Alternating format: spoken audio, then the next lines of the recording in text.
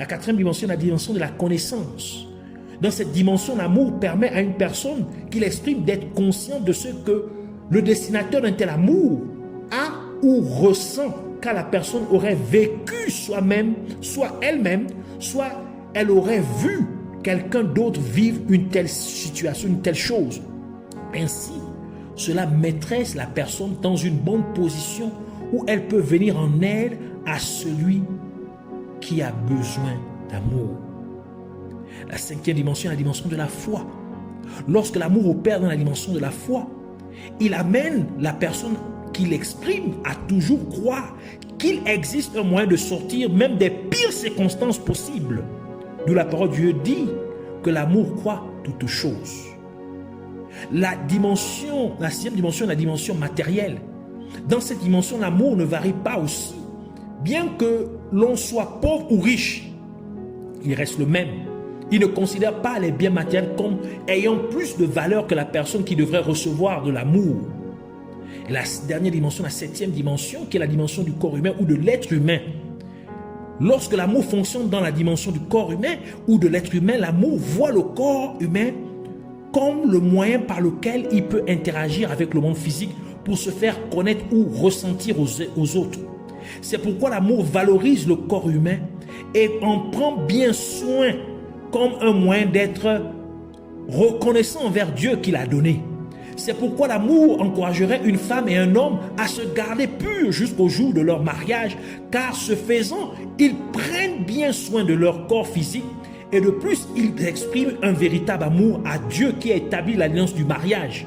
Et ils expriment également leur amour les uns aux autres, car la parole de Dieu dit ce qui suit. Dans Proverbe chapitre 18, verset 22, qui dit « Celui qui trouve une femme trouve le bonheur. C'est une grâce qu'il obtient de l'Éternel. » Ces 7 dimensions de l'amour sont réglées par 8 caractéristiques de ce qu'est l'amour et aussi 8 caractéristiques de ce que l'amour n'est pas, comme nous l'avons déjà lu dans la parole de Dieu. 1 Corinthiens chapitre 13, verset 4 à 8 qui dit « L'amour est patient, il est plein de bonté, l'amour n'est point envieux, l'amour ne se vante point, il ne s'enfle point d'orgueil, il ne fait rien de malhonnête, il ne cherche point son intérêt, il ne s'irrite point, il ne soupçonne point le mal, il ne se réjouit point de l'injustice, mais il se réjouit de la vérité. Il excuse tout, il croit tout, il espère tout, il supporte tout. L'amour ne périt jamais, les prophéties prendront fin, les langues cesseront, la connaissance disparaîtra. Donc en résumé, l'amour est patient. L'amour est plein de bonté. L'amour se réjouit dans la vérité, c'est-à-dire l'amour prend plaisir à la vérité. L'amour excuse toutes choses, c'est-à-dire pardonne tout. L'amour croit tout, c'est-à-dire que l'amour croit que c'est toujours possible. L'amour espère en toutes choses. L'amour espère au meilleur. Certainement, l'amour supporte toutes choses. En d'autres termes, l'amour endure toutes choses. Toute difficulté. L'amour ne périt jamais, c'est-à-dire l'amour est éternel. L'amour n'échoue jamais, c'est-à-dire l'amour réussit toujours. Et ce que l'amour n'est pas, c'est-à-dire l'amour n'est pas envieux. L'amour ne se vante point, l'amour ne sent point d'orgueil, l'amour ne fait rien de malhonnête, l'amour ne cherche point son intérêt. C'est-à-dire l'amour cherche toujours l'intérêt des autres. Sinon l'amour ne s'irrite point. L'amour ne soupçonne point le mal. L'amour ne se réjouit pas de l'injustice. C'est-à-dire que l'amour ne se complaît point dans le mal. Et si vous additionnez toutes ces caractéristiques de l'amour, vous vous rendez compte qu'elles sont 16 au total. Car 8 plus 8 donne 16. Et si vous additionnez les deux chiffres du nombre 16, cela vous donne 1 plus 6 qui est égal à 7, au chiffre 7. Ceci est encore pour confirmer que le chiffre 7, qui est le chiffre de la perfection, est le chiffre attribué à l'amour, car Dieu est parfait. Et puisque Dieu est amour, donc l'amour opère aussi avec le chiffre 7, qui est le chiffre de la perfection. C'est pourquoi Jésus-Christ a dit, dans Matthieu chapitre 5, verset 48, « Soyez donc parfaits comme votre Père céleste est parfait. » Psaume 18, verset 30, ajoute pour dire, « Les voies de Dieu sont parfaites. La parole de l'Éternel est éprouvée. Il est un bouclier pour tous ceux qui se confient en lui. » Et parce que Dieu et sa parole sont un, la parole de Dieu est aussi purifiée 7 fois pour dire que la parole de Dieu est parfaite. Psaume 12, verset 6 qui dit, « Les paroles de l'Éternel sont des paroles pures, un argent éprouvé sur terre, un au creuset et 7 fois épuré. » C'est pourquoi Dieu et sa parole est sa parole, comme le dit le livre de Jean, Jean chapitre 1, verset 1 qui dit, « Au commencement était la parole était avec Dieu et la parole était Dieu. » Ainsi, comme Dieu est parfait, et parce que Dieu est amour, ainsi l'amour de Dieu est parfait. Et cela signifie que lorsque nous marchons en manifestant l'amour de Dieu, nous sommes donc en train d'être rendus parfaits.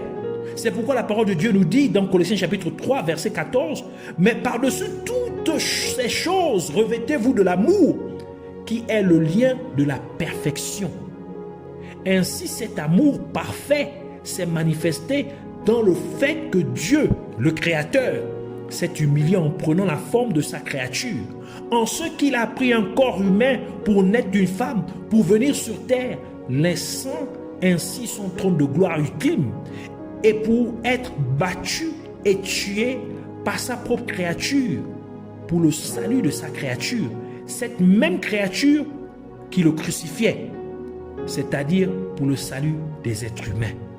D'où la parole de Dieu déclare dans Romains chapitre 5, verset 8, « Mais Dieu prouve son amour envers nous en ce que, lorsque nous étions encore des pécheurs, Christ est mort pour nous. » En effet, Dieu n'avait pas un fils unique de rechange, mais c'était son seul fils unique. Là où d'autres donnent, très probablement parce qu'ils ont quelque chose en plus ou parce qu'ils peuvent en acheter un autre. Mais dans le cas de Dieu, c'était le seul fils unique. Il ne pouvait pas en avoir un autre. C'était donc le parfait amour en action.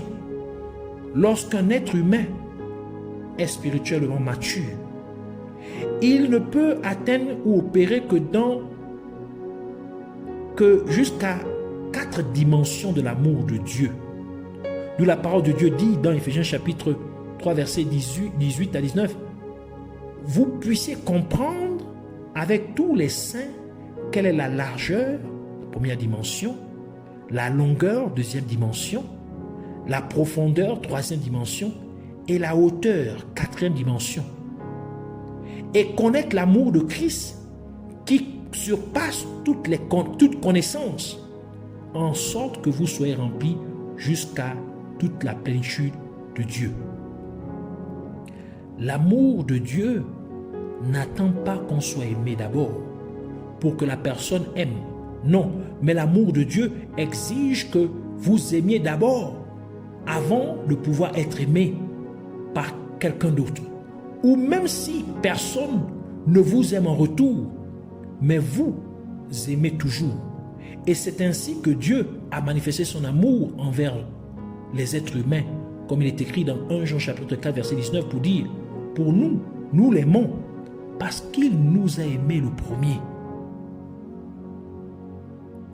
Le cœur de l'être humain est utilisé pour symboliser l'amour. Et le cœur a 2 parties, le côté gauche et le côté droit. Et c'est pour dire que le chiffre 2 représente l'amour. C'est pourquoi Dieu a dit dans Matthieu chapitre 19, verset 5, pour dire, c'est Jésus qui parle, et qu'il dit, « C'est pourquoi l'homme quittera son père et sa mère et s'attachera à sa femme, et les deux deviendront une seule chair. » Le chiffre 2 est donc le chiffre de l'amour, car une relation se passe entre 2 personnes. Cela implique que l'amour doit être l'essence de toute relation. En d'autres termes, chaque relation devrait être motivé par l'amour. Et c'est la raison pour laquelle les 10 commandements sont tous au sujet de l'amour. Et ils sont divisés en 2 parties car le chiffre 2 est le chiffre de l'amour, comme déjà indiqué. Le premier ensemble de commandements est lié à l'amour que l'être humain est censé porter à Dieu, est censé donner à Dieu. Et le deuxième ensemble de commandements est lié à l'amour que l'être humain est censé donner à son prochain. Et c'est aussi pourquoi la Bible est composée de 66 livres.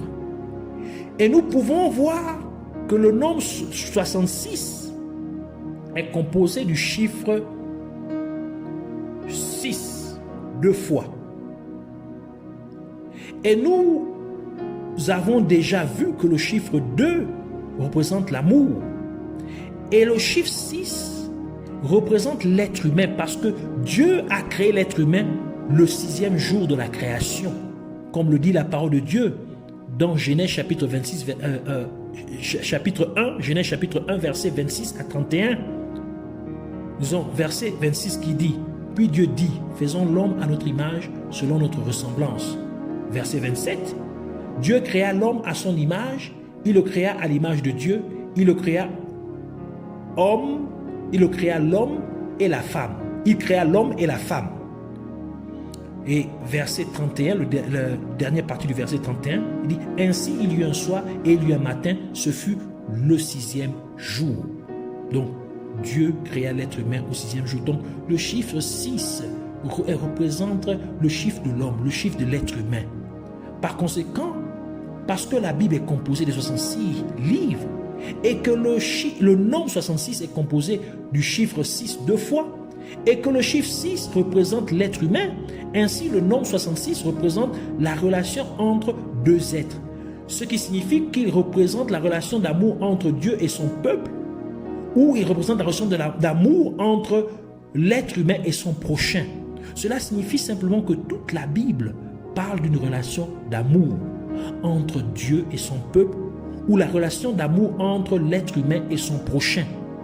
Et c'est la raison pour laquelle Jésus-Christ a dit ce qui suit lorsqu'on lui posa une question. Maintenant, Matthieu chapitre 22, verset 36 à 40 qui dit, « Maître, quel est le plus grand commandement de la loi ?»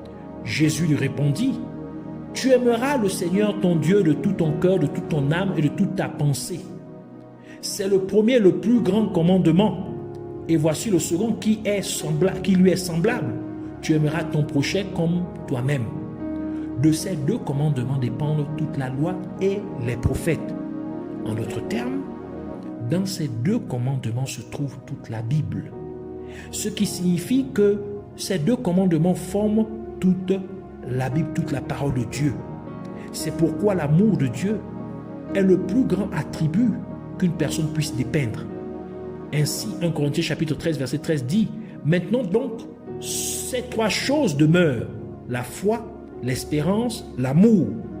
Mais la plus grande de ces choses, c'est l'amour. » Et c'est pour cette cause que Jésus-Christ nous a demandé de nous aimer les uns les autres. Jean chapitre 13, verset 34 à 35 qui dit, « Je vous donne un commandement nouveau, aimez-vous les uns les autres, comme je vous ai aimé. Vous aussi aimez-vous les uns les autres. À ceux-ci, tous vous reconnaîtront que vous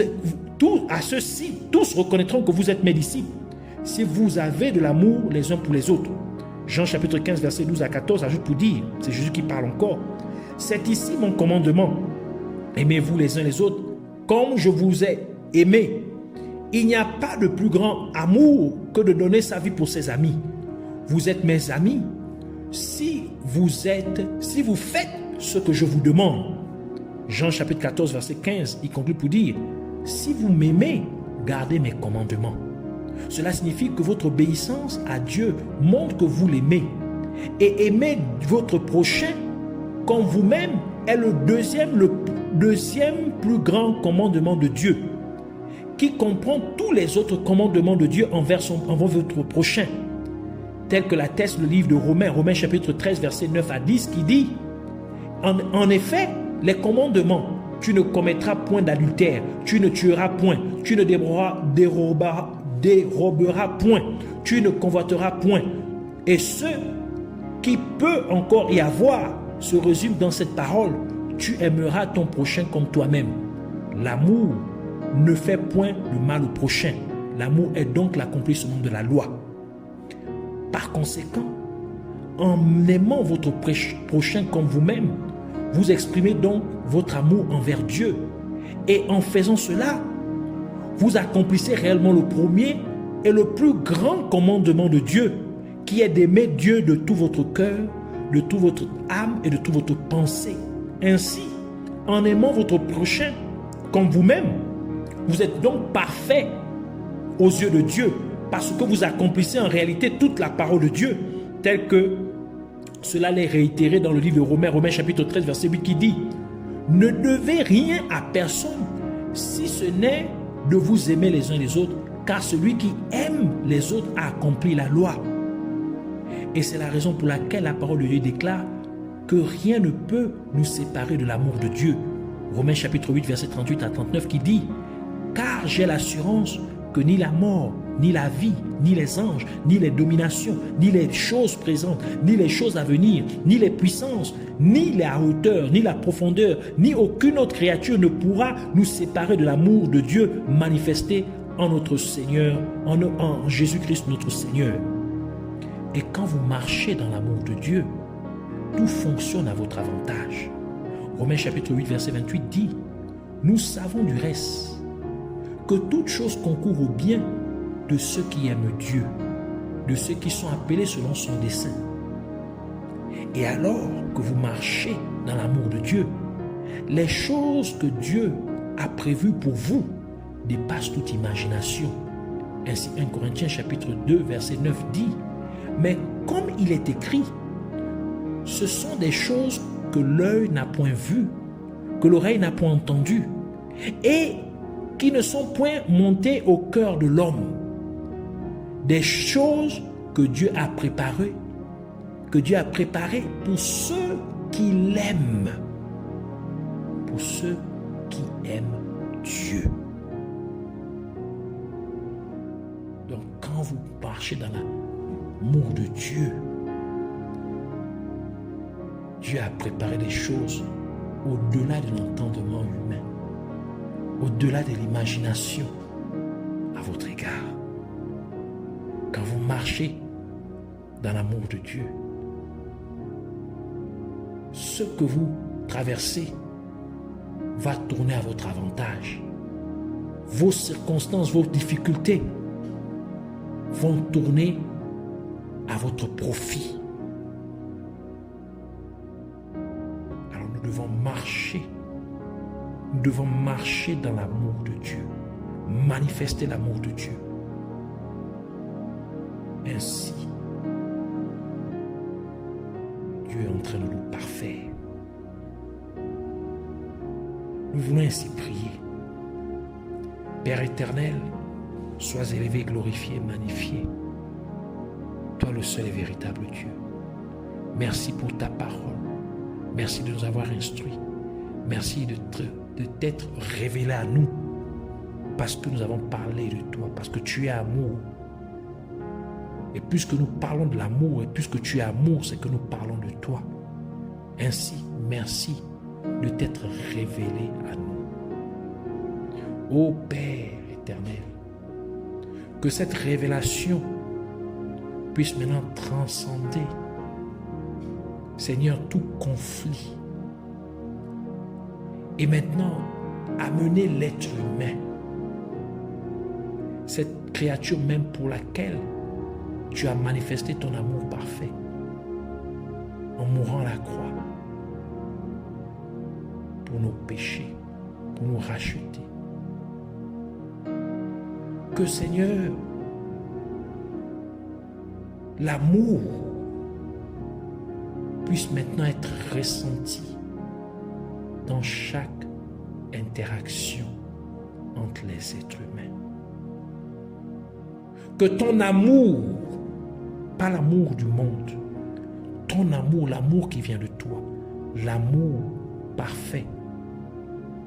Que cet amour inonde maintenant les cœurs des êtres humains. Et que cet amour ne demeure pas seulement dans les cœurs, mais qu'il s'exprime par des actes, des bons actes, des bonnes actions, par des paroles agréables, par des attitudes appropriées, remplies, Seigneur, de douceur, de gentillesse. Que, Seigneur, l'amour maintenant règne dans tous les foyers, dans toutes les familles, dans chaque relation, quelle que soit la forme de la relation, qu'elle soit professionnelle, qu'elle soit amicale, qu'elle soit conjugale ou maritale ou familiale. Quelle que soit la forme, que l'amour puisse régner au nom de Jésus-Christ. Seigneur, merci de restaurer maintenant les relations